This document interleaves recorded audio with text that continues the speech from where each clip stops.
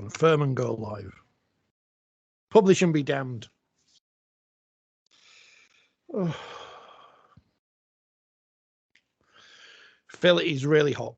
And it's a bit warm. I don't know if I've recovered yet from the weekend. I found myself on Sunday. Obviously, you were busy, putting together the new 4020 magazine, which people can see at the bottom of the screen. Oh, it's over this side. I mean, I'm pointing. You can't see it, but the viewers can. I'm just trying to work it. There it is. Oh, God, my hand's massive, isn't it? It's there. there. Oh, forget it. On Sunday, I was so tired. I started watching the Formula One, which I don't think I've done for about 20 years. And then I flicked over to the cricket. It's full of people I don't like, so I turned that over. And I found myself for about half an hour watching the Welsh language soap opera Probably Come. And I had no idea what was going on, because obviously they're all speaking Welsh, so there were subtitles on. And the week has got even worse, because I went to the newsagents this morning, because they still exist. And I bought last week's League Express. So I've no idea what's gone on in the world of rugby league. Well, more what's been called off in the world of rugby league. But let's not start on a negative. No, let's start on a positive, because we were at Wembley, Phil, on Saturday. This is 4020 Live, by the way. And it was a wonderful day and a wonderful pair of finals. Let's start with the 1895 final, which was in its rightful position of curtain raiser, which meant people were actually there. And a superb win for Featherstone Rovers in a very entertaining game. I think it was a joyous and reinvigorating weekend. And that isn't just you taking me to Burger King. I can't praise highly enough the 4 teams and all the fans that were down there. We had no right to expect what we did. And to those who watched it on the telly, we think that the pitch side temperatures were somewhere around about 100 degrees. And when you think that Featherstone and York kicked off at midday, which would be the highest point of that temperature, when you add into the fact that as we drove down to that there down south, we didn't even know if the game was on until 9 o'clock when it was officially confirmed. And both teams went through a ridiculous amount of self-sacrifice to get the game on, and to put on a spectacle that they did. Finish 41-34 to Featherstone, but at one point in the second half it was 22-all and could have gone either way. Was magical, absolutely sensational. Cannot praise them enough. I think there were endless stories coming out of the game, and I'm sure people will appreciate that being the media at Wembley at the moment is not what it's always been. We can't just nip down and have a chat with players as we'd love to do and get all those stories and reactions in the best way you can. But as they started to emerge, players who'd only come down on the morning of the game went on to be man of the match. Players who had driven back up on Friday night to be with their wives who'd gone into labour, back down again to play in the game and straight back up for the birth of their second child. And some of those stories in 4020, which is why I haven't named those 2 players. Just so you've got something to read. York as well, having to take Mikey Lewis back at very short notice because they had a half-back crisis. The fact that the very last try of the game was a 90-metre interception. When, to be honest, I couldn't have even run 90 metres to an ice cream van if it had turned up at that point. It was just brilliant. Featherstone were outstanding. Just had a bit too much all over the field for York. But I think we've spoken many times before, and I'm sure our good listeners have probably heard it till they're blue in the face. But there's something about this 1895 Cup done right.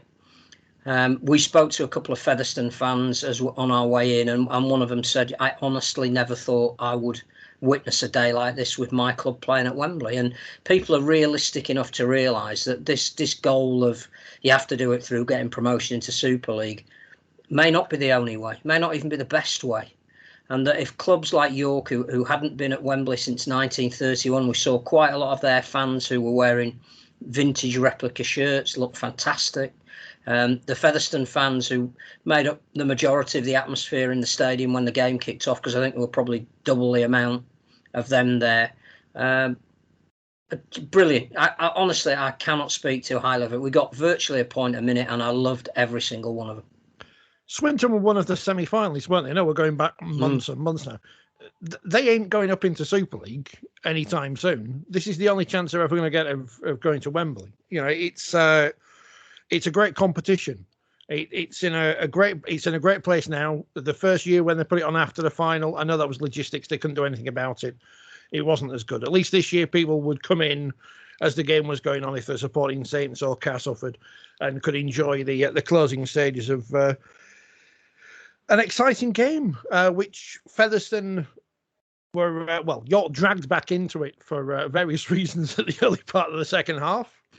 We don't criticise referees on this programme. However, I'm still not sure how that was given us a try. But never mind, because it didn't affect the result in the end, which is the most important thing.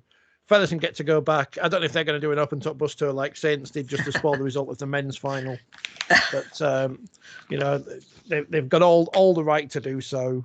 You know, they've just established a link with the local junior club, Featherstone Lions, a local amateur club, I should say, community club, get the right phrasing, where obviously two of their players came from in Hardcastle and Gale.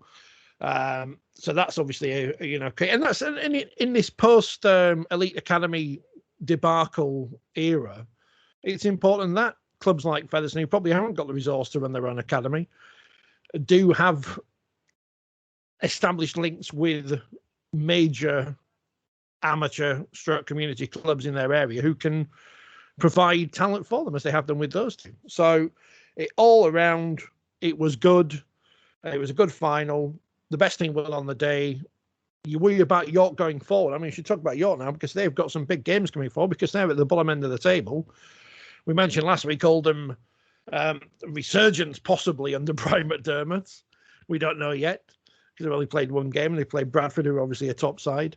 But some big games to come for James Ford and his squad of, which some unkindly referred to as Dad's Army at the start of the year. But they've got to come good now, because they're under pressure.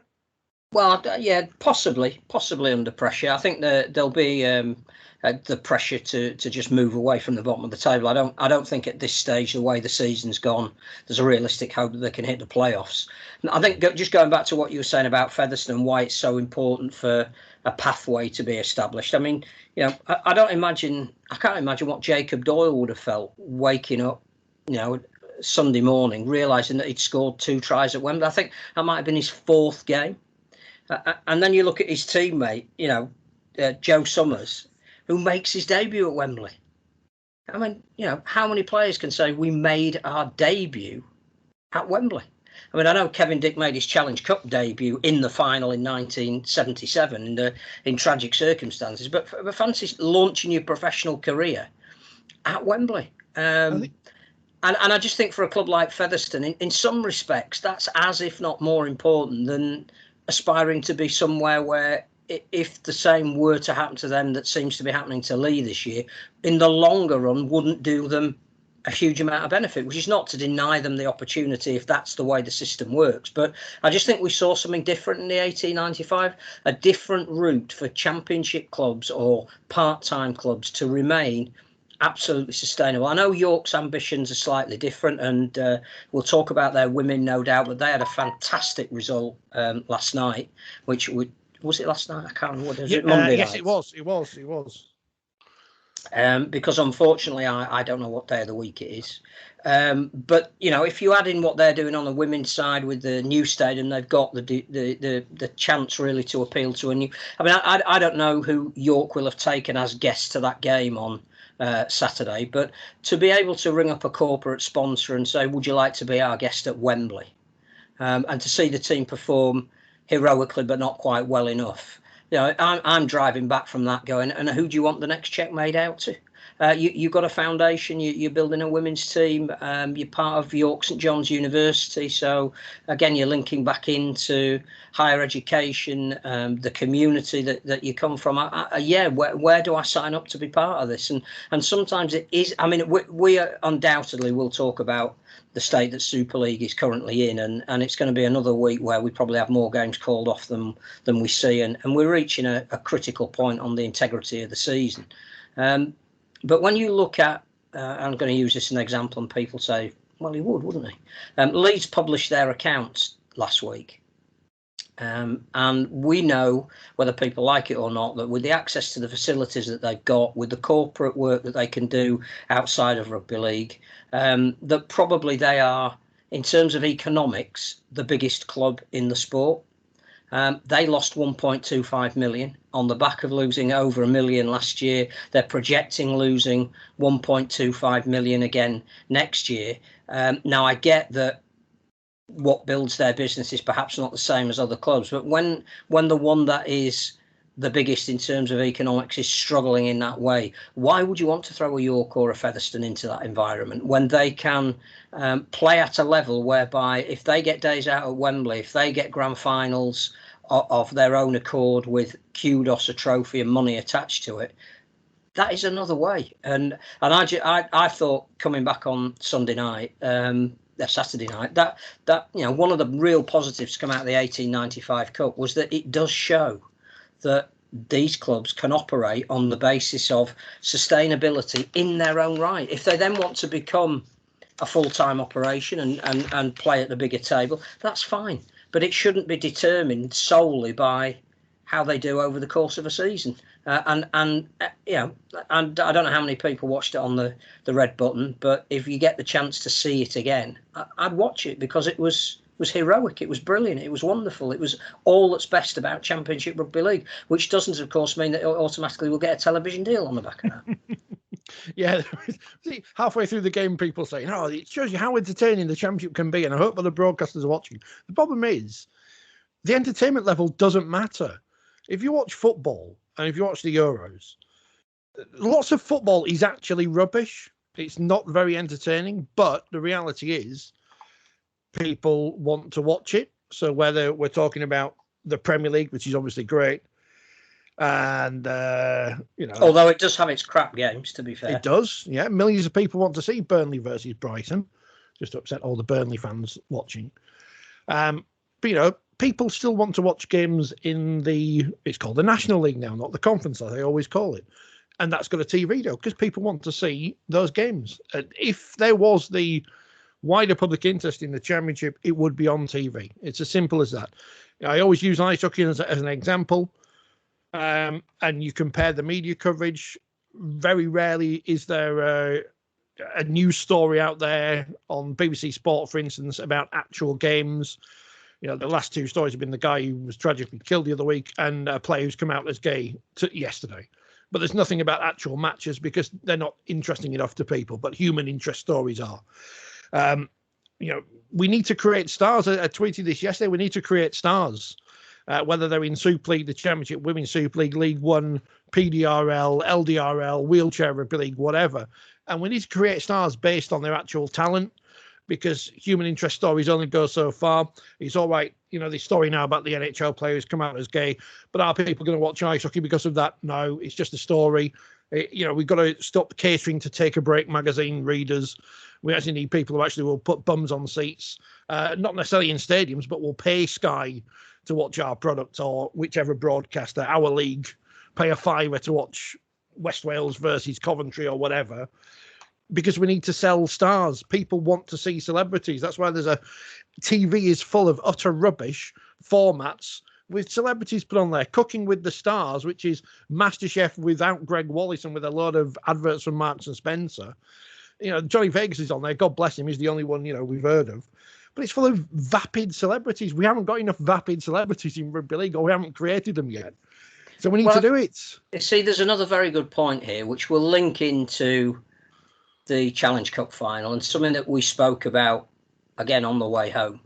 To create celebrities, to get people's names known, we need to know what they've done. So let's talk about the voting for the Lance Todd Trophy. They are collected at 70 minutes. So at that point, the game is still in the balance. You don't get any access to information about any of the players who have played. It's literally, whilst you are working, you're also trying to evaluate what everybody's done. Now, no, not looking for any degree of sympathy or understanding with working. We're very, very fortunate and privileged to do that. But what you tend to see is attack. You don't have the ability to focus on defence. So unless somebody makes 3 tackles in a row, you're not going to see their contribution. Ignatius Parsley had a fantastic impact off the bench because he was bulldozing people. But I couldn't tell you how many tackles James Roby had made. So I think to create stars, you need as much information as possible. One of the things we needed at that 70-minute mark was the total overall impact any player had made on that game. And if James Roby was going to play the 80 minutes, which of course we didn't know if he was coming off or not, if he was going to make 50 tackles, which we didn't know at the time, all of that information, which clearly the BBC had access to and were filtering out a little bit to those watching at home, should have been down to the press box to enable us to make an even more informed opinion. I think I probably still would have gone with Helens, because every time he touched the ball, he created havoc. He scored one of the best tries we've ever seen at Wembley. And as I say, I don't know why we vote at 70 minutes. You'd have thought with the technology we've got, you didn't have to write your name on a piece of paper anymore. You could have done it on your phone, just as the hooter went, and could have been collated that way.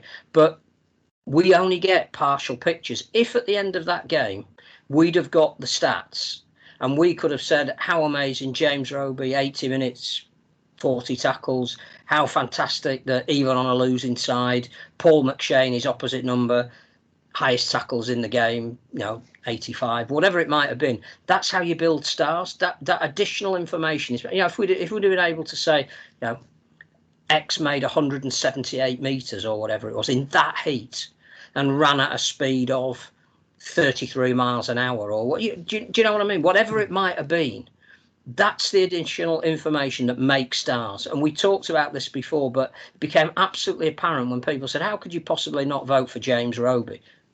We didn't have the information to be able to make that value judgment. So yeah, I think you're right. Stars, facts, stats, ridiculous performances, they sell. That and along with McCarthy Scar's book Swearing, clearly, of course, that sells. Yeah, Jake Mamo wasn't playing, so he couldn't get the award. He may do next year, of course, for Castleford. There's some interesting votes, though. Interesting names given votes further down the list. Usually these things tend to be either one horse race in the case of Danny Maguire in the grand final in 2017, or at least a couple horse race. Last year it was between Gale and Myler, wasn't it? I think because I was voting remotely last year, I voted Myler.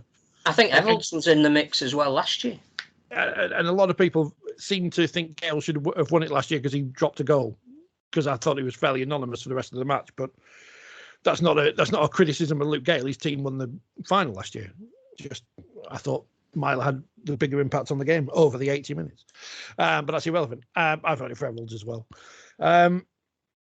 You can't give it to the public to vote on either, because it'll just turn out to be, if you had a final between, say, Wigan and Wakefield, it'll just be a Wigan player who wins, regardless of whether they win 50-0 or lose 50-0, because it's the public in their numbers will vote for their favourite player on their favourite team, because you can't be trusted with anything.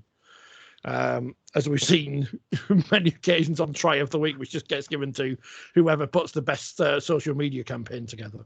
Well, I think the other player who probably didn't get the public recognition he deserved, which you didn't really see until you got all the stats in after the game. Lachlan Coote probably was also a really influential player, not just with his goal kicking, but the tackle that he made on Helens when he broke through, the calmness, the assuredness. I think, again, when I haven't got the stats in front of me, but I think he made a lot of meters in searing heat. All of that, I think, to get a balanced view of what happened, you have to have access to that information. And these days, there is no excuse why you can't. Certainly not, especially when it's probably on bookies' websites everywhere. Well, some of the information will be anyway. But overall, it was a good final. Castleford better team in the first half. Then St Helens either woke up or just dominated that final 40 minutes and were worthy winners of the Challenge Cup and had their parade and everything. You can't say it was a bad final, I don't think, this time around. Oh, you say it's a good game. I would say it was an absolutely outstanding game.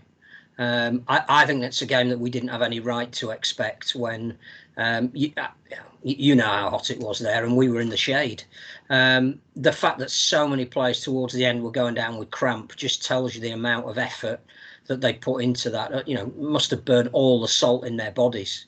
Cass were superb for 30 minutes in the first half. I mean, Saints sort of dominated the first, probably 8-9 minutes, and then got a fortunate try. I think what we have to say is that, the reactions of Theo Farge were fantastic. And when we heard then that he'd gone off at half time because he was having problems with feeling in his hands, and part of that is down to the fact that apparently might have had a reaction to some painkilling drugs, but also he played with a fractured shoulder. I think that would affect your feeling in your hands, to be fair.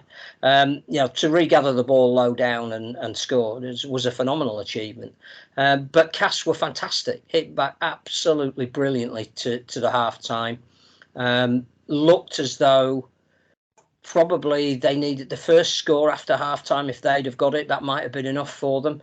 The first score after half time was a contentious one, but I'm not sure that was the game changing one.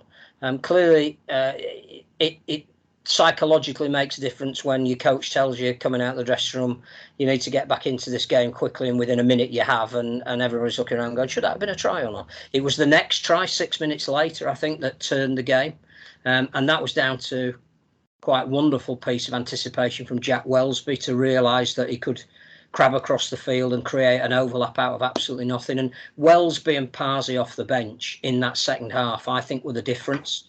No matter what Cass threw at Saints, it was an absolutely ultra professional display in that second 40 minutes. It was a winning display.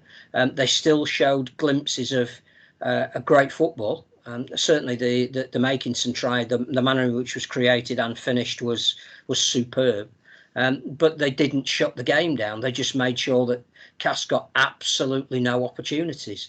And I think that is the Christian Wolf St Helens, that there was absolutely no doubt that when we got to the point of it, those minutes that start to matter around the hour mark, that the defence stepped up and said, right, Cass, you got to find a way through us because we're giving you nothing. And that defensive intensity never relented in that heat, and that's why it was a brilliant performance, a fantastic game. I would say one of the best finals we've seen at the new Wembley, if not the best. People will be happy, and we said this on the way back, because in the or what rated it highly, because I think the result wasn't in doubt in the final 10-15 minutes, but that doesn't mean it was a bad game, or not a great game, or not a good game. St Helens proving why they are the top team at the moment, and I say that with a caveat that they're not top of Super League, of course. Whether they're the greatest Saints team ever or in the Super League era or whatever, I don't think they're the best team in the Super League era, because Leeds' decade of dominance, and I say this, that Leeds' decade of dominance puts them above this St Helens team, because they've done it for 3 years and they've done it for 10 yet.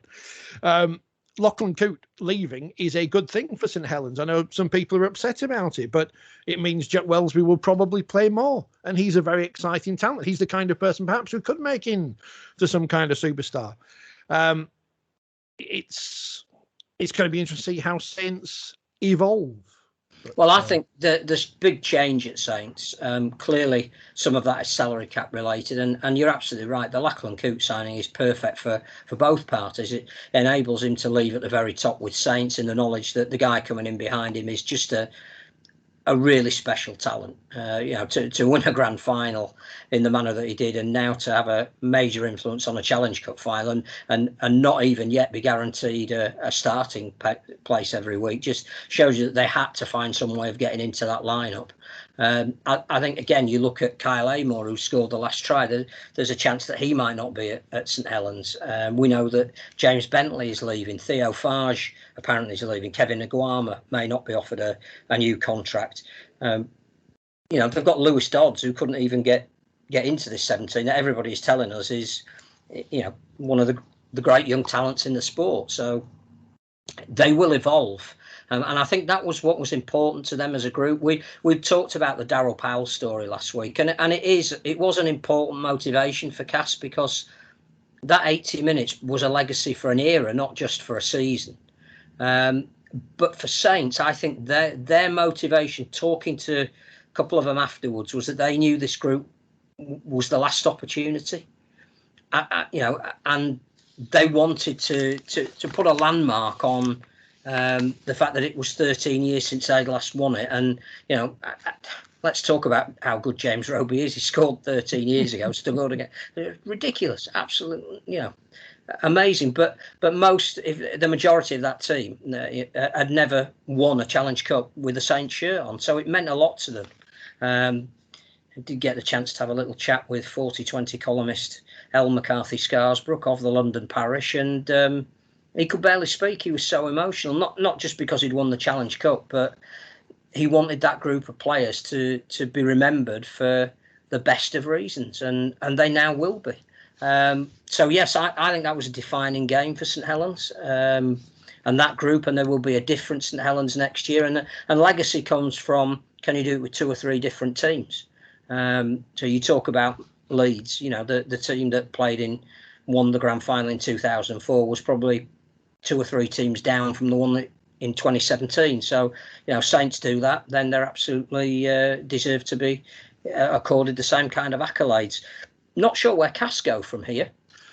Well, and that is the question, isn't it? Obviously, they're changing coach. Ollie Holmes, a mainstay, going.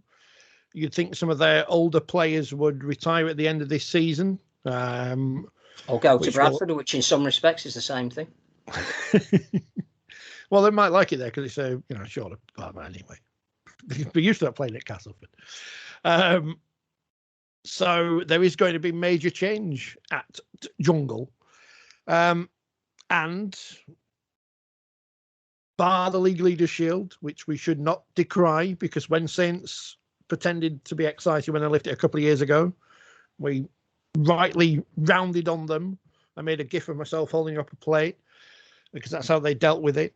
But that's all Castleford have got to show for this era. And I'm not having a go at Castleford, by the way, when I say this. Teams who aren't Wigan, Saints, Leeds, whatever, and maybe they're the only 3 actually to put in this argument, you only get a finite time in eras to win things.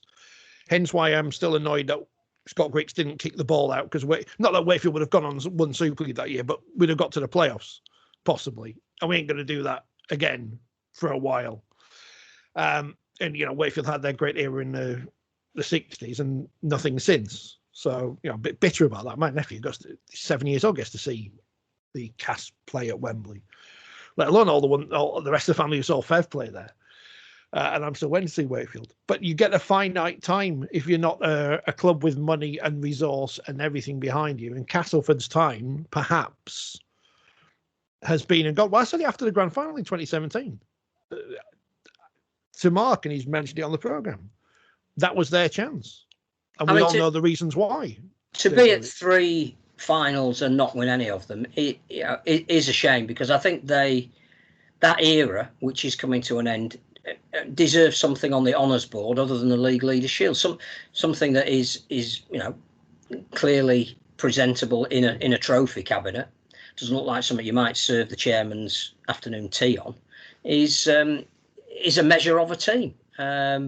You look in the honours of most clubs, and it starts with Championship / Grand Final, then it goes Challenge Cup, and League Leaders barely gets the mention that it actually deserves, because it isn't really a thing.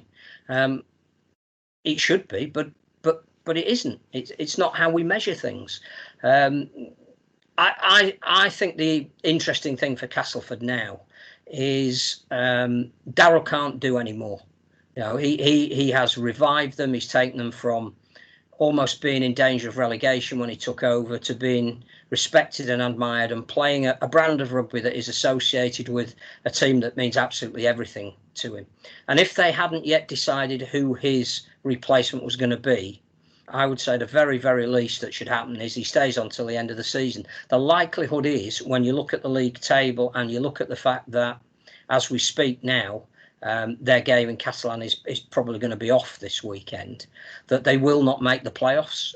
They've got a huge slew of matches, like everybody has, to fit in, and we're going to have more and more games called off. It's going to be harder to move from where you are in the table, which is going to be nothing to do with form. It's going to be more to do with player availability, and it would be a shame if things tailed off and Darryl got in his car at the end of the last game of the season and that was it. There is a case for saying, and it would be really interesting to get the thoughts of the diehard Castleford fans.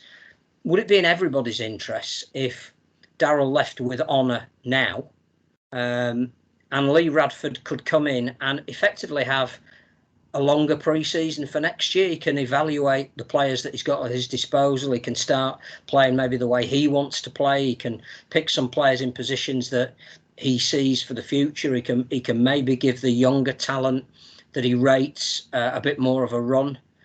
He'll already know clearly who's staying and who isn't. And it won't take long before we all know what's happening on that front, because most of these deals have already been done anyway.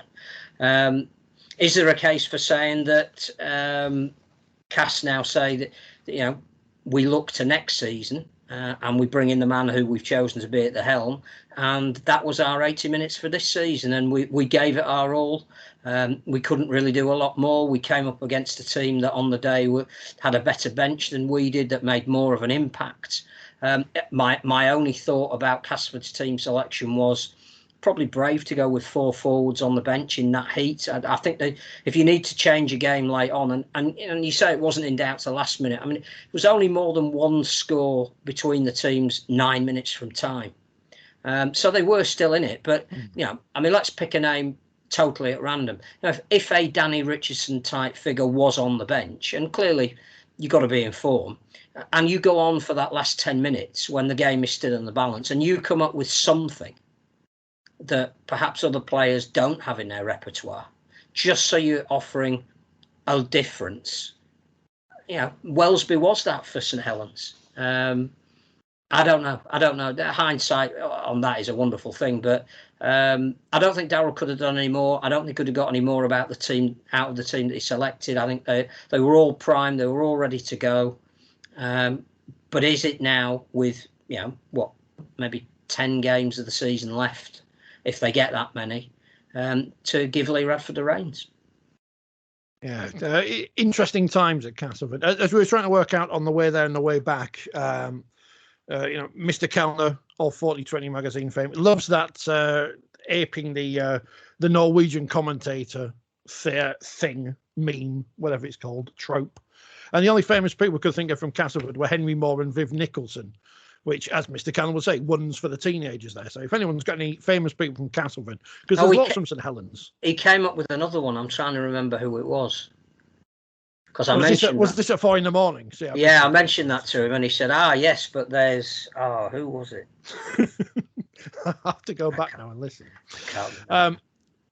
Some messages on my screen, which I will read. From Kev, who says, or Kevin, don't know, shorten your name when you don't like it. Castleford were unlucky, Saints had the bones to the ball second half. Plenty of trophies for Powell to be won with the wire. Maybe it will be there next year, 2022. It'll be their year. Well, that's what they want. That's why they're signing him. So, again, there will be no leeway. He will get in there in the knowledge that has to deliver. As long as he's got no virologists in the halfbacks, he should be all right. Mark Winstanley, I find it disingenuous. That's a big word for a Tuesday night. To give it to a player on the side that lost quite convincingly. This is the Lance Todd trophy, of course. His team didn't score in the second half, so despite his efforts, it produced nothing. Coop, Wellesby, Roby all have an argument. And they did, but the votes were collected at 70 minutes, and at 70 minutes it was 18-12, so it wasn't that convincing at the time. So I'm not making a case for those of us that voted for Nile Levels. I'm saying that the system of voting is wrong, but actually I probably still would have voted for him on the basis of the fact that I think he had a massive influence on that game, got Castleford to win in it, and then probably kept them in it. but they couldn't ultimately do it. So no, the history of the Lance Todd Trophy is littered with people who have a better claim in the last 10 minutes of the game than those who actually got it. And I would cite 1978 as the classic example. Maybe they should just rename it the Man of the Last 10 Minutes Award. And Danny Houghton would have won it that year when Mark Sneyd won it. It's not disingenuous. It's just the nature of said beast. It is what it is. But I did enjoy afterwards Tom Maguire's interview with Niall Evans, which we've nicked part of the audio and stuck it online.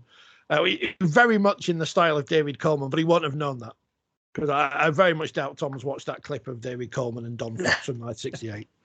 So a bit of sweet moment, yeah. Thanks, Dave. No. But it was what it was. It was, overall, Wembley 2021. I wasn't there last year. And it's an interesting thing. A couple of years ago, they did release the names of who voted for who for the Lance Todd Trophy, and then they haven't done it since. So I don't know why they did it that one year and not since. Maybe they could read more writing. Then we would have found out who voted for Jesse Senna-Lafayette. Was there Senny Lafayette in the press box and we didn't know? I can only assume that somebody had a bet on Jesse Senna-Lafayette. There's some worrying scenes in the Wembley press box. Not people trying to invade it as they did at the Euro 2020 final, but a lot of shorts worn. And it has to be. I mean, I'm wearing shorts now, but you can't see it, and I'm at home, so it doesn't matter. But it's not the. I'm trying to say this without making it sound. Oh, sorry, I'll just say it anyway. When the Leeds Rhinos women were on telly, look tanned. Nothing like that. Very, very, very white, pasty legs. The kind of ones that if the sun was shining on them, Dickie Bird would be pointing at you to cover them up because they'd be putting the players off. Motley crew we are, aren't we? Some of us wore a suit because it was an occasion that demanded it. Even I wore a shirt. I didn't wear my Ralph Rimmer tribute jacket as some people wanted me to wear, but that only comes out when they let me on the BBC, which they never will again. So what I would say is we get overly fixated with how many people were there.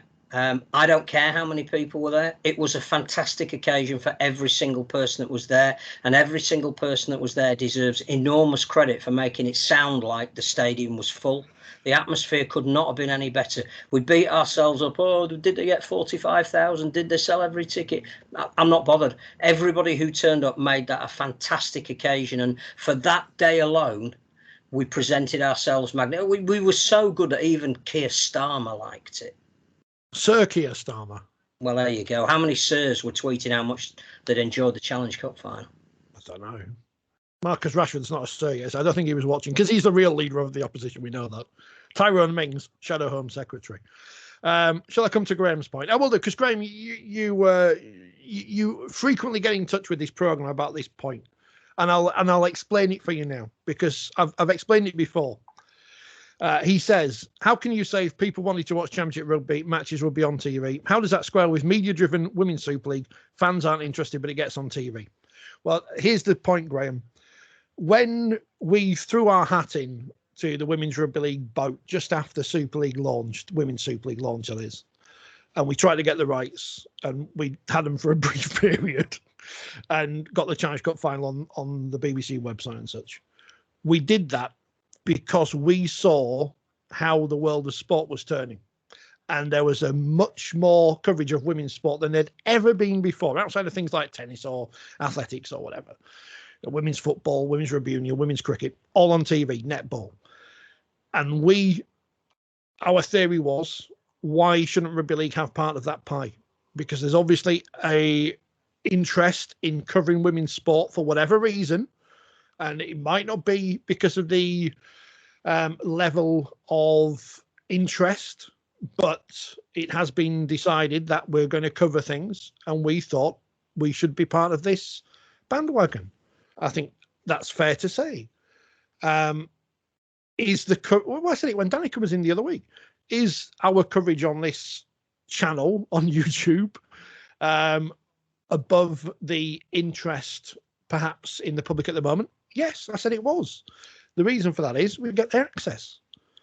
And it's easy for me to go down to Bellevue and sit there for a couple of games if the doctors turn up and get post-match reaction, which if I had to do it for the Championship game or whatever, I'd have to go further afield. And there's enough people already doing that. It's on TV because Sky want to show women's sport. So why wouldn't we capitalise on that and do that? It would be foolish to say, oh, no, we don't want to do that because we want you to show Swinton versus Batley instead. It's not a knock on the Championship. It's not a knock on League One. But the interest in the mainstream media, to use that awful phrase people use, isn't there. Whereas it is for women's sport. It's all rugby league. We've seen with the wheelchair international the other week. There's a bigger interest since the Paralympics in 2012 in this country in sports, parasport, whatever you want to call it. So why wouldn't we get involved and take advantage of that as rugby league? It's still rugby league. Now, ask why the Championship isn't on, and the problem is the answers aren't ones people want to hear because we say them and people don't like them. That's just how it is. And I think as well, to back up your point, I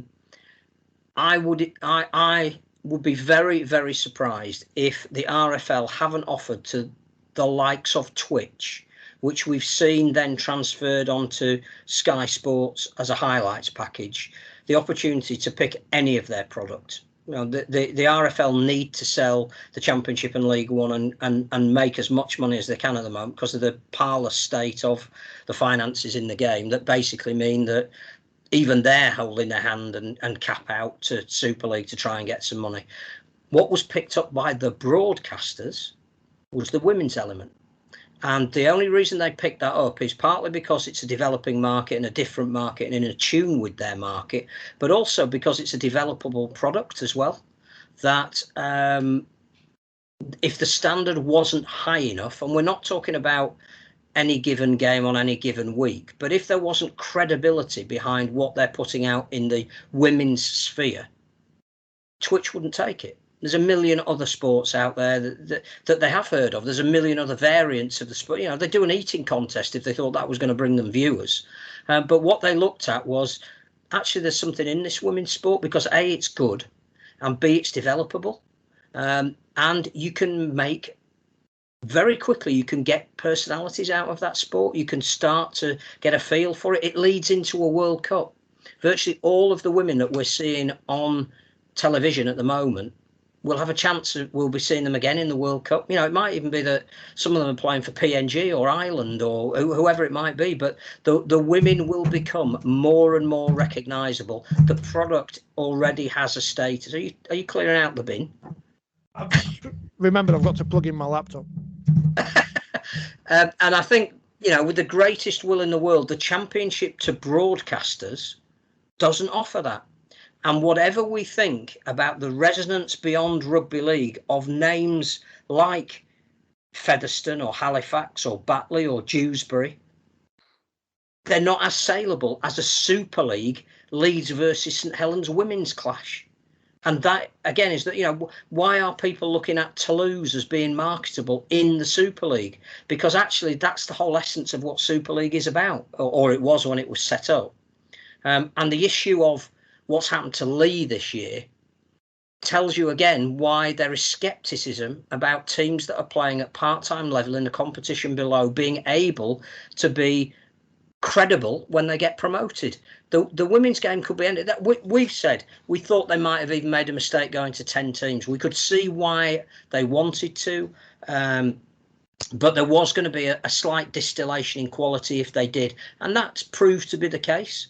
But I think what we did see is that certainly in the Challenge Cup semi-finals, in the final, there's a game, I believe, is it next Monday at Leeds and Saints? Leeds Saints, yeah. You know, that'll be big. You know, it might not seem big comparable to people that watch Championship teams, but as far as Twitch and Sky are concerned, they're already building this game up. It will be a precursor possibly to what the grand final might look like. And you know, York beating Wigan is a bigger result in terms of those looking from the outside, because Wigan is such a name, than Dewsbury playing Batley for the 4th time this season. The smartest thing they did was clubs taking on existing amateur setups. So, I mean, again, I'm not speaking from a position of knowing everything, but it's obvious that St Helens took Thatto Heath and turned them into St Helens women. because they'd won the Challenge Cup a load of times before. And I can't remember who I interviewed at the launch of the Women's Super League when it was first changed over, and then we were at Huddersfield, and Lois did a speech because she was the poster woman of Women's Rugby League, and there was a Saints player there and asked her about wearing the shirt, because that was the key thing, isn't it? It's all right playing for Thaddeus Heath or Stanley Rangers or whatever, but the red V, St Helens, everyone knows it. There's a cashier with it. To go back to Graham's point, in an ideal world, in Rugby League Utopia that I've just set up, of course, you would play the Women's Challenge Cup final before the men's at Wembley. Would I do that in reality? No. And the only reason is because the 1895 Cup final will bring in more money. And that's reality. Now, one day, hopefully down the line, that's not the case. And the Women's Challenge Cup final would bring in thousands and thousands of people to Wembley. That's not the case at the moment. But there is something there in a product that we can build without having too much of an outlay at the moment, which is a shame because the women deserve money or whatever. But it's not there in a minute, so we're all aware of it. I also think that the way ahead for the championship is a highlights package. But the way that sport works at the moment in terms of television is you have to pay for that. So you would have to go to Channel 4 or Channel 5 in much the same way that Rugby Union have done with their products, and that includes their championship. You have to film it. You have to pay for the cost of putting that together. And then you hope that by putting it on a television station, they'll either see the value of it and at some point in the renegotiation they'll pay for that, or your sponsors will say, well, if we're going to be on terrestrial television for an hour once a week, we'll stick some money in. We want to see our name on the shirts or our name plastered on the billboards. But you have to outlay. And you look at women's soccer, which is a perfectly reasonable comparison. And they paid to have their initial coverage on Sky. But what they've now got is a deal in the millions that is partly on the BBC. If you invest in something like that, there is a return. So you're going to have to invest in the championship. Now, who's got the money to do that? The RFL certainly don't. The championship clubs don't. I'm not 100% sure that whilst our league has been a great boon, particularly over a pandemic period, that we now have a product that, it isn't in some way perhaps stopping people going to games, because it's actually better value than going to a match, or it has been for certainly Championship and League One clubs. I don't know where you go with that at the moment, what the end game of that is, but I think it's all very well saying the Championship is more established, the standards higher. What do television want? If you're going to sell it to them, you've got to produce it, and we can't. And as I said, with football, standards irrelevant. Women's Super League football is over promoted. Everyone knows that, but there's reasons for that, and you just have to accept it's going to happen. It's the same as going to happen. It's just how it is. The Women's Euros will be here next year. That'll be massive. The Women's World Cup, I think, is in Australia and New Zealand. 23. The viewing figures for that will be absolutely enormous on the back of some of those players will have been recognised by playing in the English Premiership. We have to acknowledge that the world is changing, and whilst the point is valid, what does the Championship need to do? You're not comparing apples with the same kind of fruit if you're comparing it to women's rugby league. The 15 minutes on Sky tonight, which minus the ads is about 11 minutes, isn't it? Right. That would just be grand final gold. It wouldn't be highlights of Widnes versus London. It's as simple as that. That's it. That's it. We offered to make a championship highlights package back in the days at Radio Yorkshire Stroke Proper Sport, and there were a million obstacles in front of us. Now, the RFL, our league, don't have those obstacles. They could do that if they had the resource and wanted to. Here's some numbers from the weekend. I didn't put these out on Twitter, the links to the press conferences post-match, because I kind of feel a bit dicey about doing it because I'm taking other people's work for our advantage. But you can go on YouTube and see what numbers our videos get. It's not as if they're hidden. The post-1895 Cup final, so that's James Ford and Paul March on Zoom after the match, currently 859 views. Post-Challenge Cup final, so again, it's Dowell Powell and Christian Wolf and a bit of Niall Evalds audio, 722 views. Now, if we were, and we've got 1,500 subscribers on YouTube, if we were the RFL, if we were Super League and put those videos out, they'd get a lot more views. And I don't know why they don't do it themselves. Because if I can edit them, as a one-man band here, I'm sure in the car, people, I'm sure they could do it. Well, the first half of the Challenge Cup finals going on. I'm sure someone could do it at the RFL, at Super League. Post every match. The NRL put their presses up, don't they? Post match. I don't know why. I know clubs like to sell content and whatever, but Super League can do it. It's their competition. Here's an interesting thing, and this is a tricky question. Obviously, Sky have the rights to the full matches and everything. They pay money for that. Anyone who is on YouTube and follows Rugby League knows there is a channel that takes the footage from Fox in Australia and puts full games up on YouTube. Now, they're not supposed to be doing that, but thousands of people are watching those videos, and none of the money from advertising on those videos is going back to the RFL, Super League, Sky, whoever. Now, I don't know if Sky would want to put full games up on YouTube after the event, but someone's already doing it for them. I don't know in the deals if Super League can or the RFL can, but as I say, somebody's already ripping them off and putting them on and getting the fruits of somebody else's labour. So why don't they do that as well? If there's a reason why they can't for rights reasons, that's fine. That's not an issue. But if they can do it, you may as well, because 7,000 people had already watched the Challenge Cup final again. Well, that might be more if it's on the official Rugby League channel or whatever. Again, it's more complicated because there are rights issues in play. But someone's already ripping them off. We can tell them to stop if we want. I think the other thing is one of the things we watch on a weekly basis is NRL Try Time. That is a blatant advert paid for by Fox Sports stroke the NRL to get people interested in watching the full games that are coming up later in the week. But you have to pay for that. Sky are not commissioning that. They are putting on an hour's fantastic program that is produced over in Australia that admittedly helps them when they say, our game on Thursday is North Queensland against Newcastle, and you've just, you've sat there and watched the tries of those two teams this week.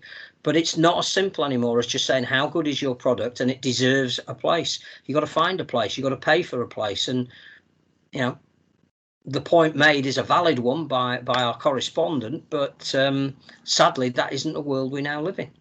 Go look at the Sky Sports schedules, BT, Free Sport, Premier, sportystuff.tv or whatever it's called, and have a look at their schedules. And outside of live sport and repeats of live sport, it is all filler material, much of which has probably been produced by Matchroom, but if not, it is filler material that is made by people to fill time and given away. And given away because they've got the live stuff that they're going to put later down the line is where they'll make their money. And someone might be flicking through and see that and stay watching it like I did with Probably Come on Sunday because they're too lazy to turn the TV over.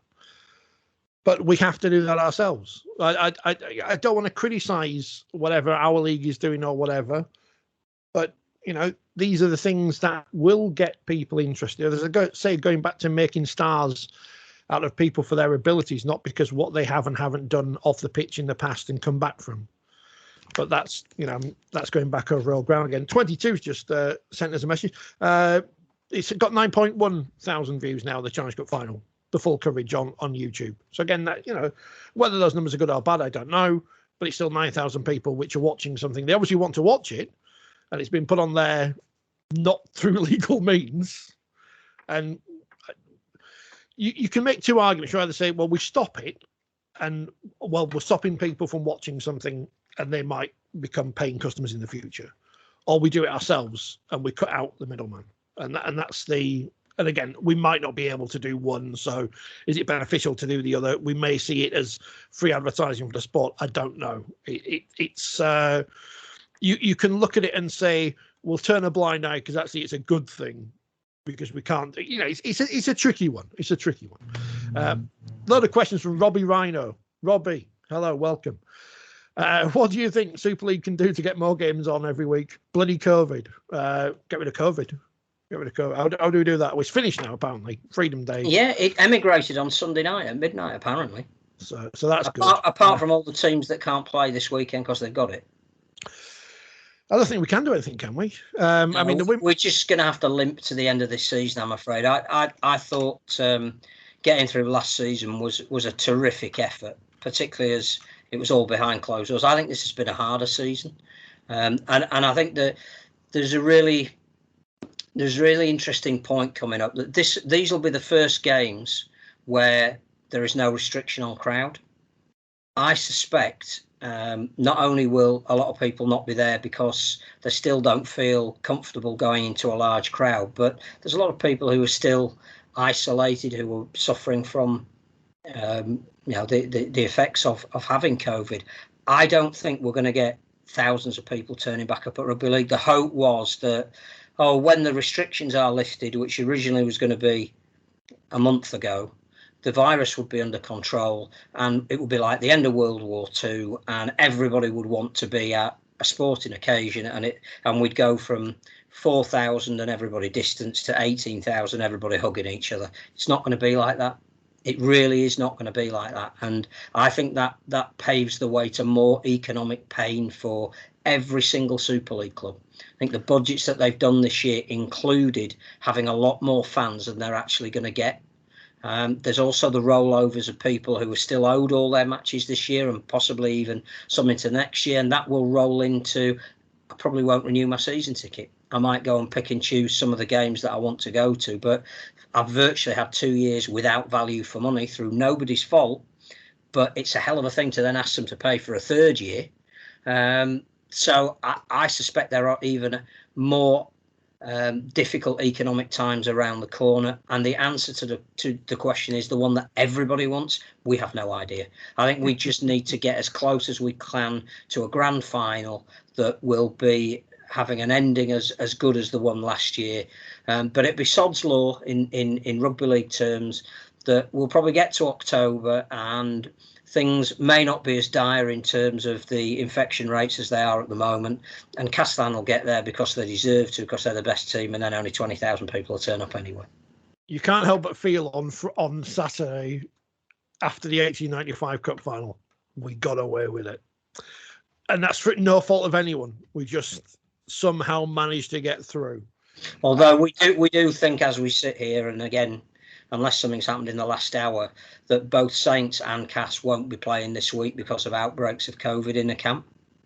And, go back to the Women's Super League for a second, and we talk about integrity of competitions. And, we spoke last week about the number of games that had been postponed, and more were last week and awarded as 24-0 results. I would actually now... I don't think you can do this because we're halfway through the season, which Rugby League can do whatever we want on this programme. I'd remove those 24-0s now from the table because there's obviously going to be more of them, and work on another solution to end the season, because I don't think all the games are going to be played. You can't rearrange all the games. It can't happen. But as well, talking about integrity, with the best way in the world, because Wakefield are obviously my club, they weren't going to lose 24-0 to St Helens women on Sunday, although they may have been on the pop at Wembley, so it might have been all right. I'm sure if they were playing on the Sunday, they would have been on the pop at Wembley.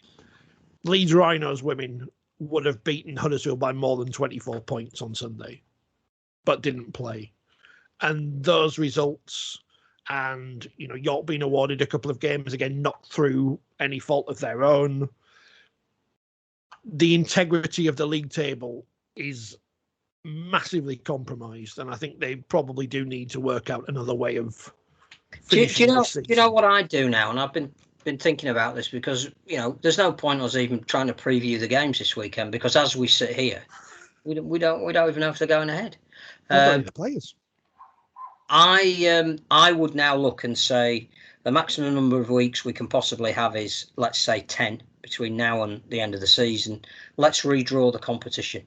Where you've got to is where you've got to. But we need to have Wigan playing Saints. We need to have Hull. The latest thing is we don't think we're going to be able to fit in Hull and Hull KR. We have to.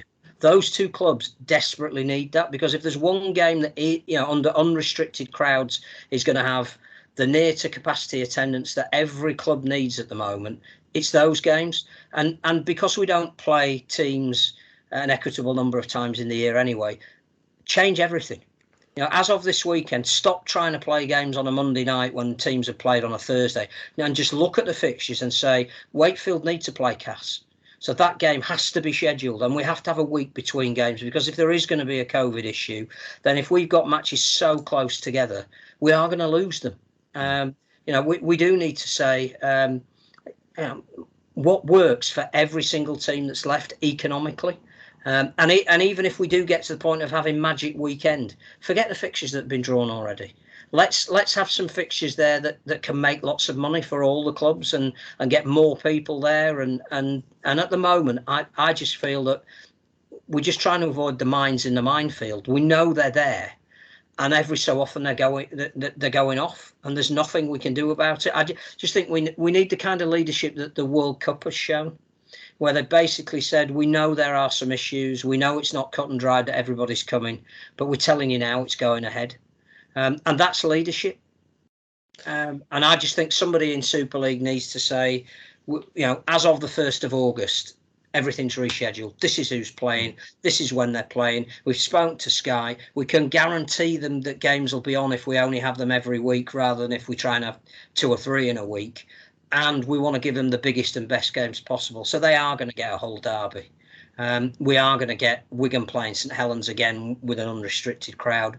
And it might even be that some clubs need to pull resort. They might need to say, well, all the money that comes in over those 10 games that are left goes into a central pot and gets divided equally by the 12 teams, because perhaps some clubs won't get the lucrative home. If Leeds are to play Wakefield again, and you get more money out of playing that at Headingley because more people can get in there, but Wakefield get a bigger share of the gate, then whatever we need to do, let's do it.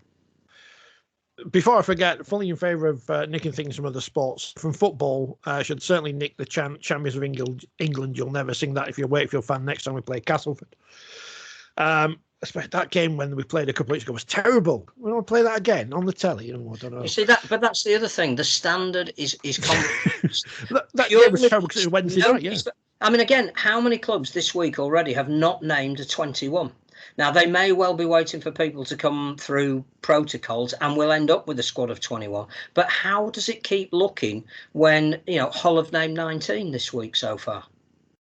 We've not got any more sons of former players to fit in. We need some more. Wait, Jason Robinson's grandson, is he? Oh, it might be a daughter, actually. I messed that up anyway. But that's the other thing. We're asking people to pay 20 quid, 25 quid a shot for some clubs that, through no fault of their own, are turning out half an academy team, or borrowing, loaning players at the last minute who won't be with them the following week because they'll be loaned somewhere else where they're needed. So, if the word integrity means having a competition that is worth people spending their money to go and watch, let's do something really, really radical, like redrawing it for the last 10 rounds. Which player's going to have the most heritage numbers picked up this season? That's going to be a question in the future. Robbie Rhino, he's back. Because I'm doing these in order. Do you think Callum McClellan would be a good signing for Castleford? Because obviously that's been reported today by John Davidson. And also, do you think Aidan Caesar would be a good halfback partner to Luke Gale next year? Because Aidan Caesar has definitely signed up at the Rhinos, has done a video and everything. Did he say, I want to play for a big club or something, which is always funny. I may have taken that out of context. But Callum McClellan, who was at Cass, went to Reunion, went to Leeds, and now seems to be heading back to Castleford. It's not just not being able to break into the Leeds team for whatever reason. Obviously, you'll have seen him closer than I have, Phil. But he's a player who has certainly been talked to for a long time. He wouldn't have had that move to Scotland and back if not. He's had a lot of injuries. He played really well when he went out on dual reg at Featherstone. He just needs a chance. He's not going to get a chance if it's Gale and Caesar at Leeds. I suspect that one of the reasons Cass want to sign him, they may be looking at the resources that they've got available next year. Clearly, Gareth O'Brien, I think, is going to be in the halves, but there is some doubts over Danny Richardson's long-term future. The thing about McClelland is clubs are needing to sign people who have come through their system because they get dispensation on the salary cap.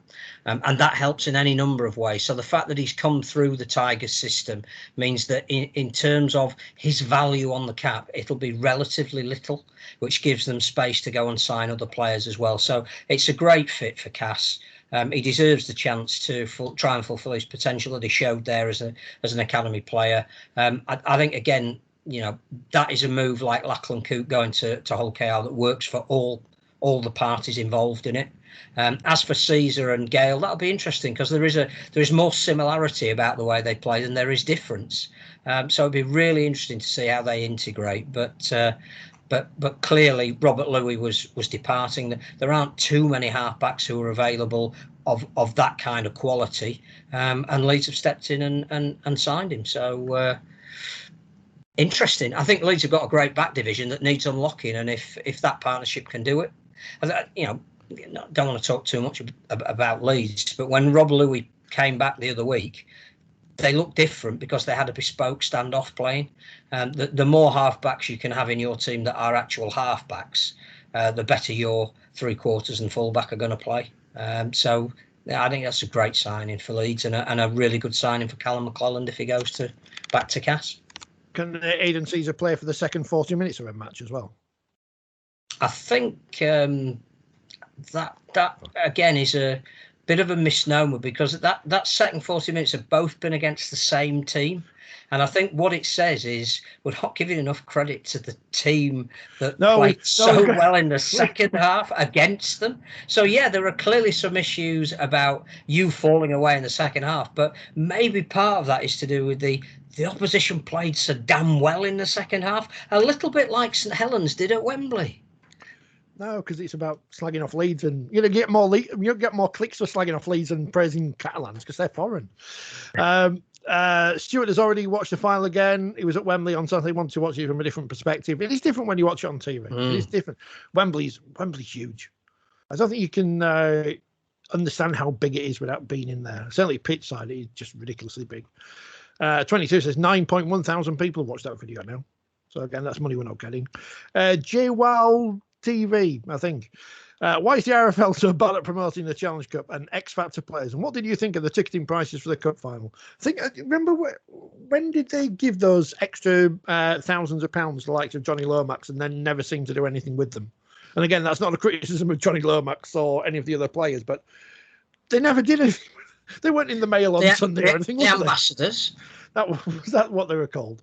They could play the combined nations also. Maybe the ambassadors could be a team at the World Cup to replace the Australians. We'll talk about that in a minute. I'm going to defend the RFL in terms of promoting the Challenge Cup this year, in terms of no one knew, and point proven by the 1895 Cup final being on 3 hours before it kicked off. No one knew exactly what was going to happen this year. Now, going forward, and in the past, you can have your criticisms, they will be fair.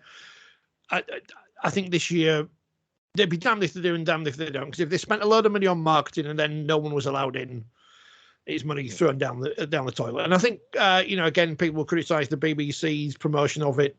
I saw an advert before Newsnight. That's our target audience. People tuning in to see Emily Maitlis have a go at politicians. Well, Shakir probably picked up that it was on from that very advert. Yeah. So with the cartoon people. I mean, should get rid of those cartoon people. But, What I would say is that it was the lead sports item on the ITV News at 10, which is not exactly a hotbed for rugby league. It was the lead sports I think it was a headline item in the BBC evening news. It was on national radio in terms of its headline value. As you say, I'm not sure they could have done a lot more this year. I can't honestly say about ticket price. I could tell you how much it costs to park your car at Wembley. Yeah, I don't know how much it cost because obviously I didn't pay for a ticket. But I did look a couple of days beforehand because I won a pair of tickets. I just wanted to see how much they were worth. We're between a rock and a hard place on this one because the argument is if you undersell it, people will never want to pay the true value. And this goes back to, Huddersfield's season tickets for one example. It's all right giving away for a quid one year, but if you're asking people to pay 300 quid the next year, whatever, they ain't going to do it.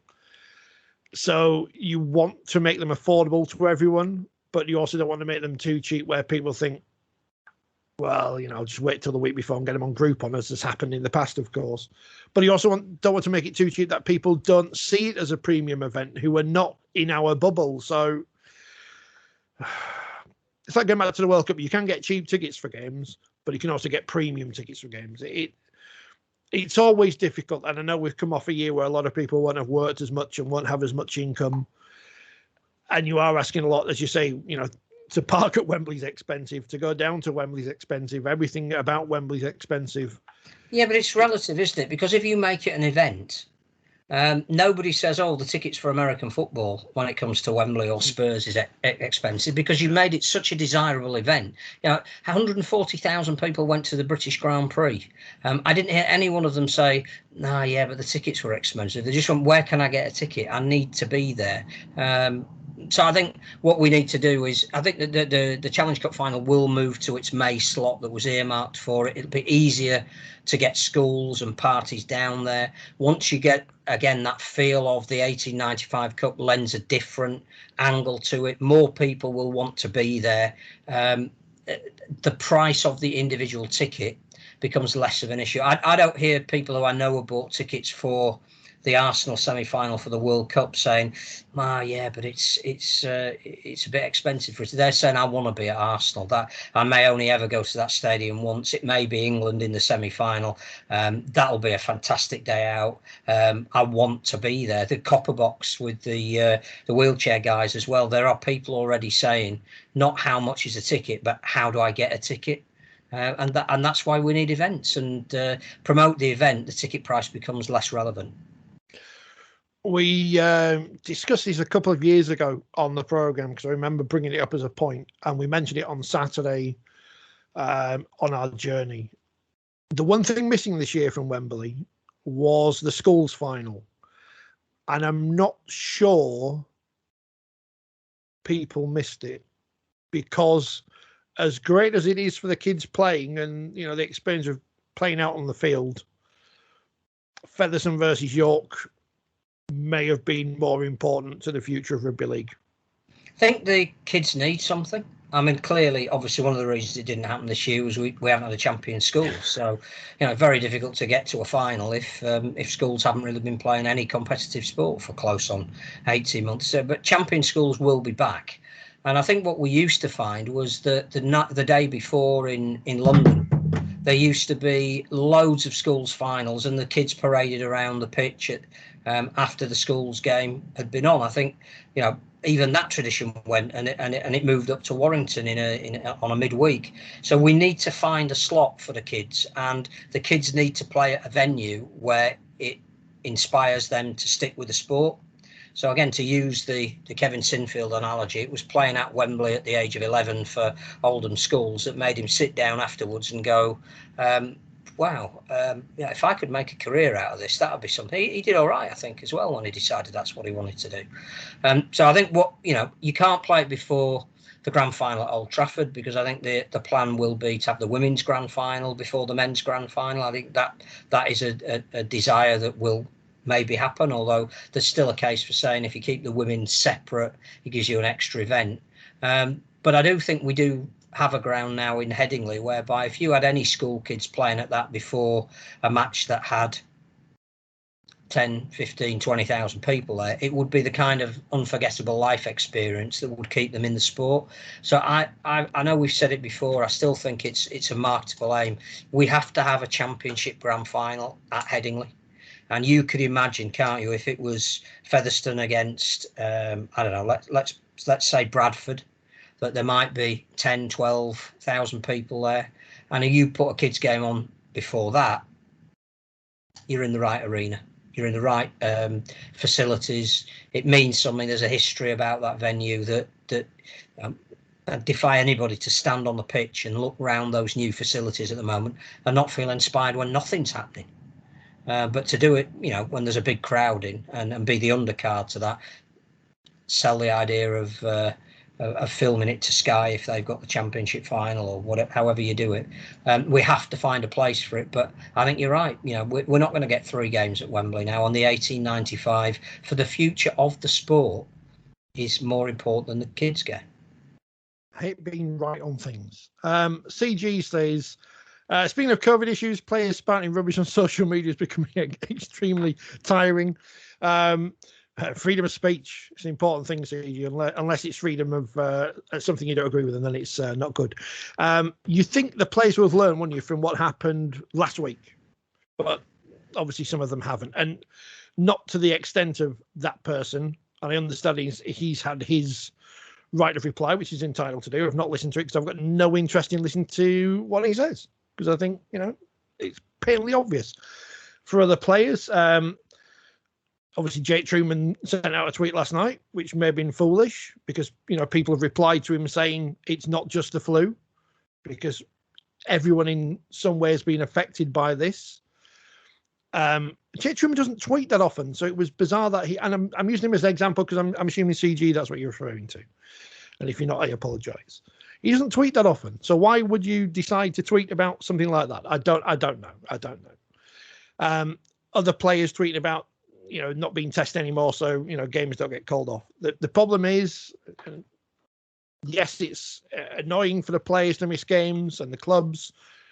The testing isn't to see if someone is going to be in hospital with COVID. It's to see if they have the virus within them to pass on to others. But clubs tell them, the sport tells them, their agents should be telling them because they're quick to make a buck off them.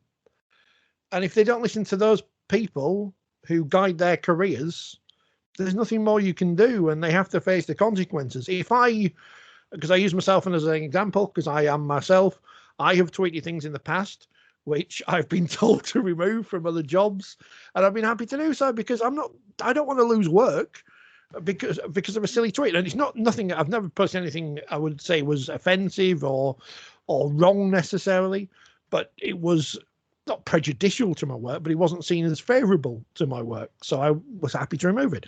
Now, would I say to people in private, I wasn't happy with that because, I thought I was making a fair point? Yeah, but that doesn't matter. What we say in public and what we say in private are completely different things. And if people don't realise that, having seen someone in their sport get a £2,000 fine for going to the very extreme of, posting stuff on social media, not, being a Burke, then I don't think they'll ever learn. You have freedom of expression, but you also have the consequences of that, as we keep saying. But we can keep saying it till we're blue in the face. If they don't listen, it's not our fault. Well, again, I do think you're right that agents and clubs have a role to play here.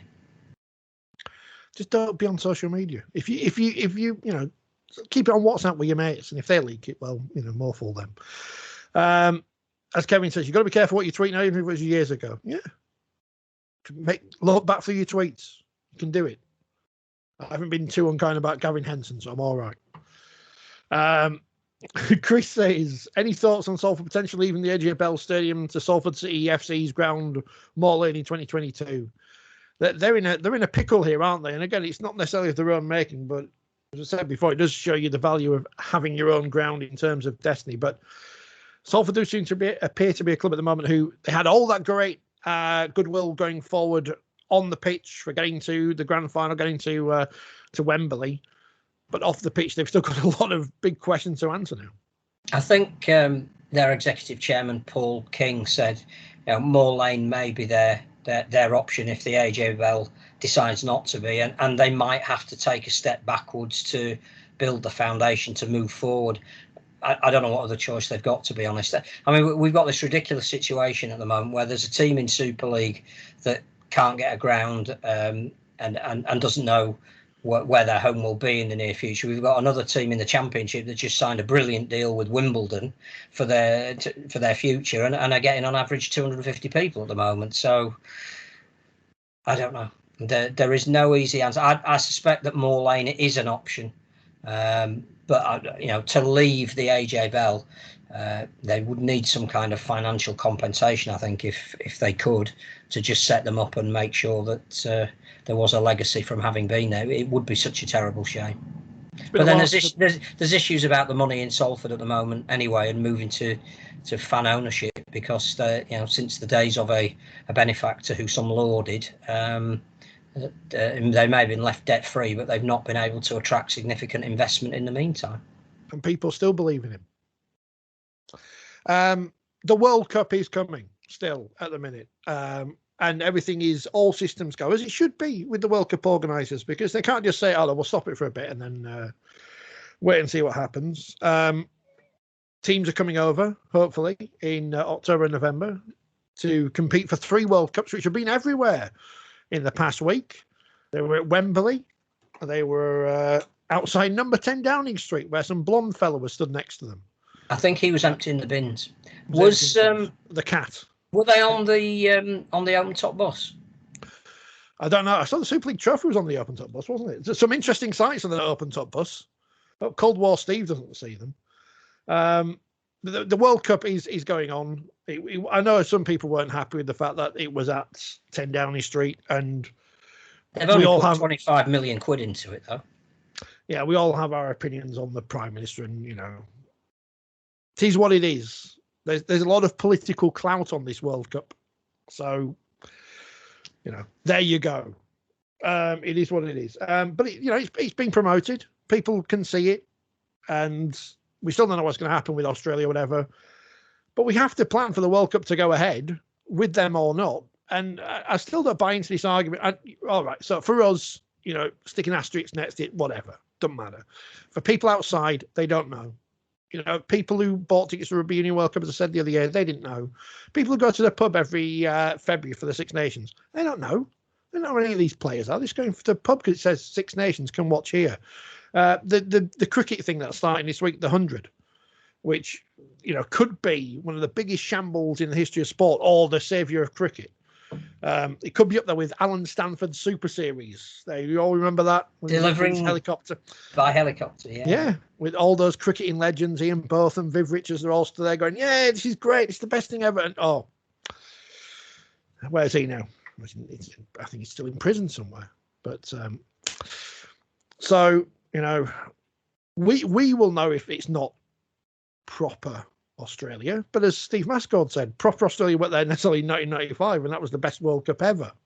So it is what it is.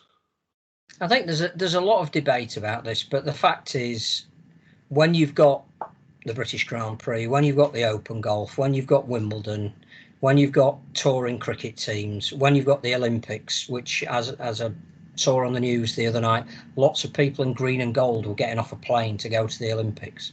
I understand the issues that the NRL have at the moment in keeping their competition going, and they've had to move all of their teams to Queensland, and they look over here and see the infection rates, but sport is going ahead. And what the World Cup organisers have proposed for the players is the best they can do. It's on the model of the bubble that the ECB provided for the Indian cricketers. They're also looking at charter flights, at methods of quarantine when they go back to Australia that might include putting them all in resorts, so all paid for by the World Cup. As a body, I don't think the World Cup can do any more. In terms of should it go ahead, it has to go ahead. Firstly, because it has its allocated slot, and I'm not sure that moving it to next year is helpful in any way whatsoever in terms of competing with the Football World Cup. Also, I genuinely don't know what state the sport is going to be in here if we wait another year to have it. I know that if we have it at the end of this season, it could just be the boost and the fillip that we absolutely need to at least think about how we move forward. And I think the other thing that is clearly an issue that the NRL are going to have to solve is that while some people are briefing against it, notably Phil Gould, and the bloke who I think deserves the most derision at the moment because he's worked over here on a World Cup and he knows how important it is Blake Solly. And whilst I understand that a lot of the players, particularly those from New Zealand, have barely been home, and we're asking them to go home for a couple of weeks and then be away for another 4, possibly 5, and then maybe even be quarantined on the way back. I understand why for an individual player that is an issue. Don't understand why NRL clubs saying if you come back 2 weeks late, that compromises our pre-season.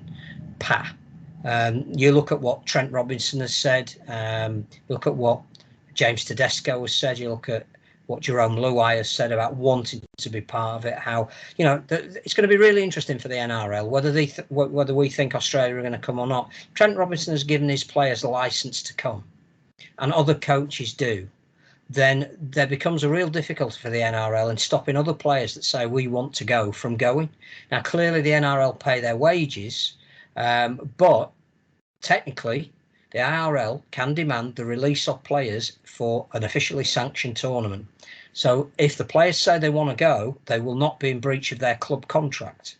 And I think, again, the indications are, and I have to say the press conference, the global press conference that John Dutton and Troy Grant did was, you know, in a period where we are desperate for leadership, to hear them talk so positively and confidently about putting on a world-class tournament was music to the ears of anybody who's followed rugby league over the last few years, and they deserve all the backing and support.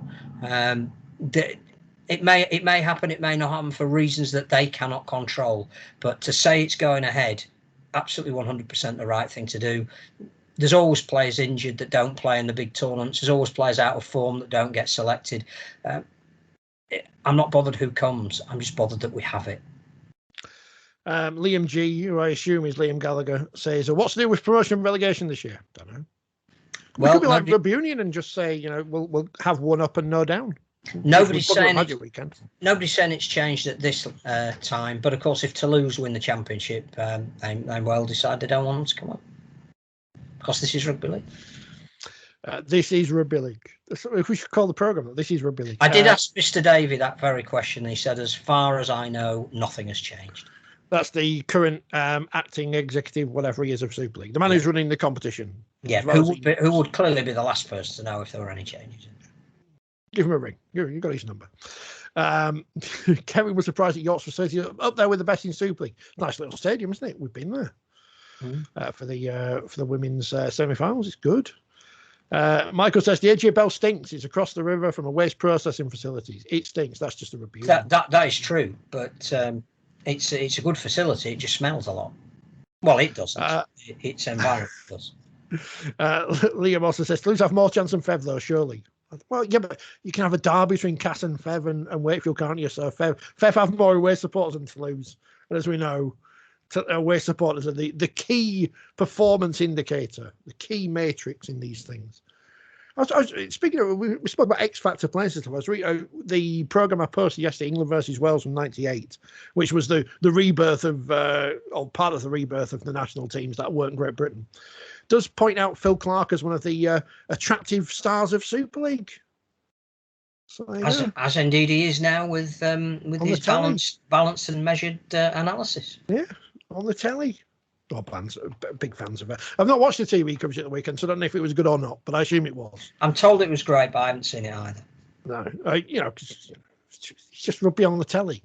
There'll be people on it you don't like. There'll be people on it you do like. I guarantee you, though, there'll be more people on it you like than the football coverage over 2 channels, which was a nightmare to navigate. I think I ended up watching the final on the red button with the 5 live commentary.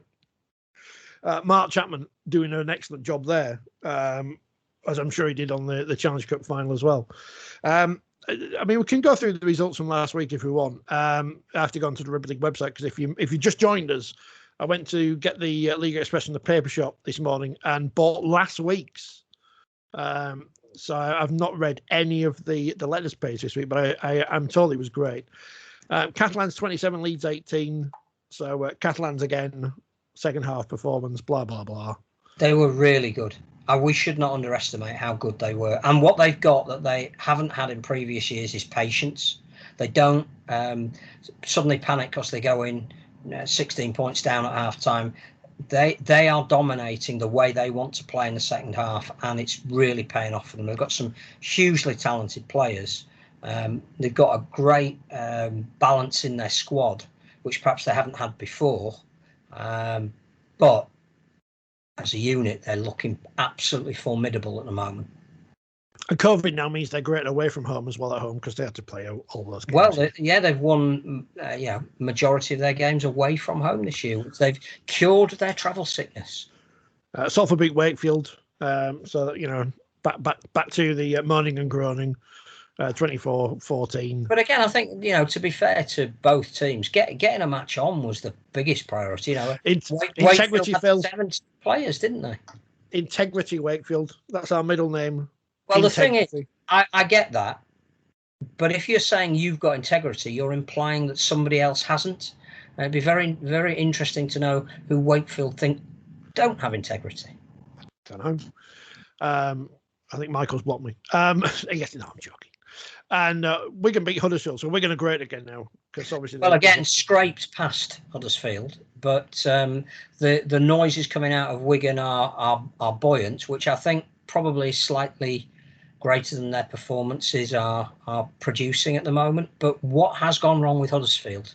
I think we said at the beginning of the year, outside bet for the playoffs with Ian Watson there and some of the recruitment that they'd done. But not only do they seem to be struggling at the foot of the table, but it would appear that the clear out has only just started, and there's going to be massive change there for next season as well. In the Championship, there was only one game, and that was Batley beating Dewsbury 38-10 in the heavy one and derby. Knew it was on. Oh. So going back to our correspondent who said, why isn't there more play? That was played on a Thursday night, and I like to think that I keep an eye on what's happening in rugby league. I had no idea that game was on. MP Kim Ledbetter, though, she knew it was on because she tweeted about it because Batley won. In League One, whoa, what a set of fixtures. London drew with Doncaster on the scores. It's 16-all. Friday Night Lights down at the New River. So that sounded like it was exciting. Great result for London. Best performance of the season. Hugh Richards said in the press box when we saw him on Saturday, who goes to virtually every Scholars game. There you go. And Coventry Bears, again, Keighley losing to a team like Coventry, 24-18. The Bears, they're having a great season now. I'll put it all down to this programme. So they beat Keighley, and they are still 8th. But they are, 1 point behind Hunslet, and they've got a game in hand. But they've beaten Hunslet, Keighley, and Rochdale, which if you'd said that at the start of the season, you'd have got very long odds. Hunslet, who have just appointed Alan Kilshaw as their new coach. Who's younger than me. I don't like these coaches when they're younger than me. I think Coventry's travelled to Barrow this week, if that's still on. So that'll be a great test for Coventry's mettle at the minute. I'm sure they will give their all and all that. And in the Women's Super League, of the games that were on this week, because they weren't all on, obviously, Featherstone won the Natalie Harwell Trophy, beating Bradford 24-12 on Sunday.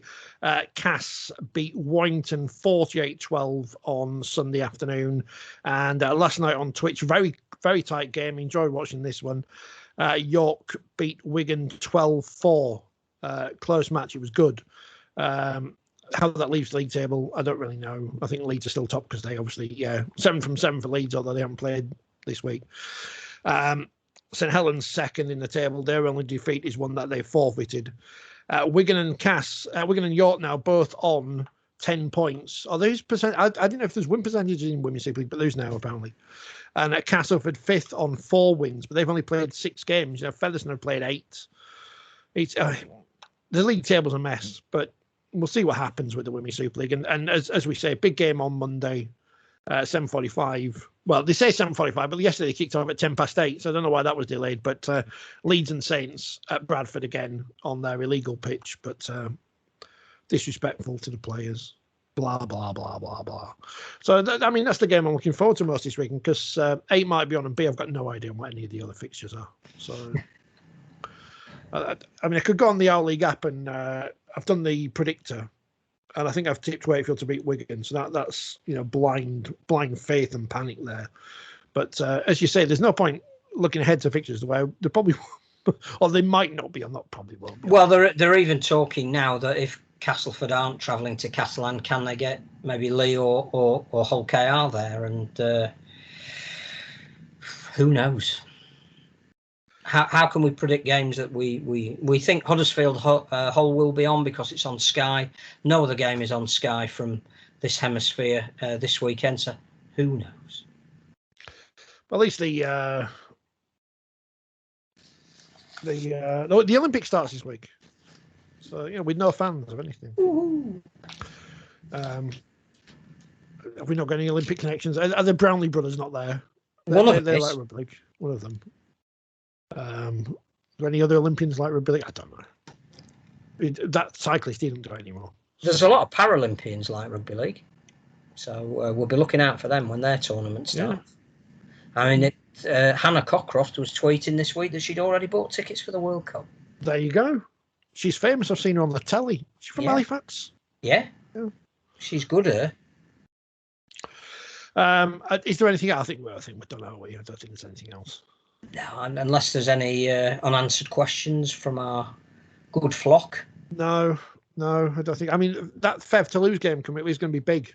I don't think Liam's reaching, so that's, again, that we need to make something of that. We need to get that shown somehow, even if it is on a free YouTube channel, or if you really want to sell Championship Rugby League, the biggest game of the season, you have to get people to see it. We can't go to France and watch it. I really don't think it's going to affect the attendance of French people going to watch it.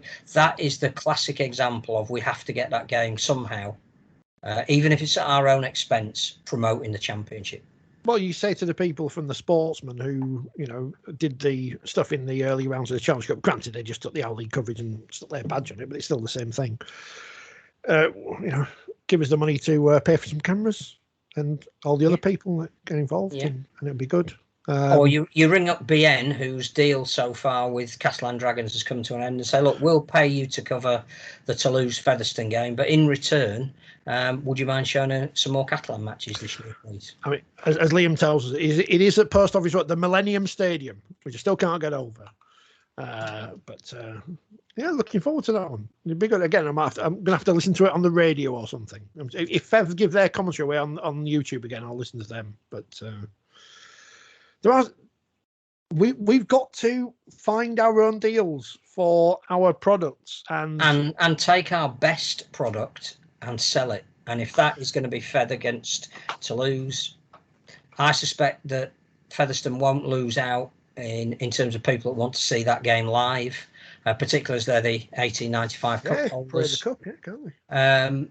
So let's find a way of getting it out there, and then we can talk about it more because we'll have seen it. Yeah. How many times have I said that?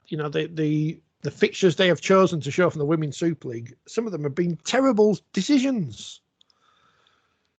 But when they pick the right ones, it's good. Leeds Saints could be a blowout scoreline because there's those happening close matches, but chances are on paper it'll be a good one, as would Fev and Toulouse. And if Toulouse won 40-0 or Fev won 40-0, c'est la vie, as they say. But at least the fixture was the right one to choose in the first place. So the good news is we will have a guest at some point soon because he's got back to me. Oh, good. I've nothing on at the minute, which is worrying. But, and I think he means that as well, because the last time I spoke to him, he said he was sat on the couch in his pajamas eating cornflakes. Is he up here or down there? He's down there. Down there. We'll have to get him on Zoom then, so that's good. So special guest coming. We might do that later this week. I don't know. Or maybe Monday before the programme. I'll work it out with him. So a special guest coming. That'll be good. Stay tuned for that. Because I'm sure that guest will have plenty of interesting things to say. He's funny as well. Yeah, I'll say there you go. Naturally funny. That's coming up soon. Apart from that, like, share, subscribe. Enjoy the Rugby. And of course, coming up in days, the new issue of 4020. It's I'm going to point again. Not just the new issue, but a special issue. 84 page, 10th birthday issue. But if people are watching on YouTube right now, I will make it huge because I've got which picture is it? I can mess around with the things on screen, you see, which you can't see, but the people at home can. Because the picture of me keeps going smaller, but I'll just cover it up with the new issue of the magazine. 10th anniversary issue, 84 pages. There it is. Super League's 10 out of 10. and some pictures of people and stuff. Oh, it's Ben Westwood. As I always say, the best rugby league player from Normanton called Ben. Probably best he's not on social media as well. But, you know, ha ha ha ha ha. So next to your head now, Phil, is the current issue. Another lovely design. Spine bound as well, with the 84 pages. Challenge Cup supplement from Betfred, for which we're grateful for their support. If you're going to bet Betfred. And hopefully people will enjoy it, because there's lots of stuff in there. Lots of stuff. Can I just say that's Phil's opinion and not mine? Liam says, how good was the 1895 Cup? Honestly, screaming from my couch in Amsterdam. I've heard about those places, Liam. It was sensational. It was. As have you, audience. We'll be back next week, probably on Monday. I don't know. But you're not bothered anyway, because you'll watch whenever.